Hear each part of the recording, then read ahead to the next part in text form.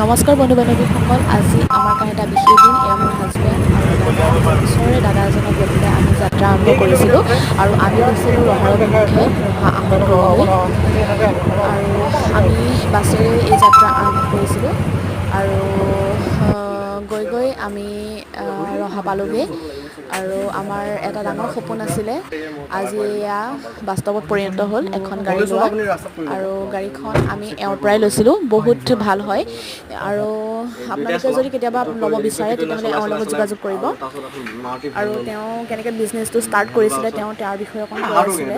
বিশেষকৈ মানে তেওঁলোকৰ ঘৰৰ মানুহখিনি বহুত ভাল আৰু বহুত ভাল লাগিলে তেওঁলোকৰ লগত সময়কণ কটোৱাব পৰাৰ বাবে।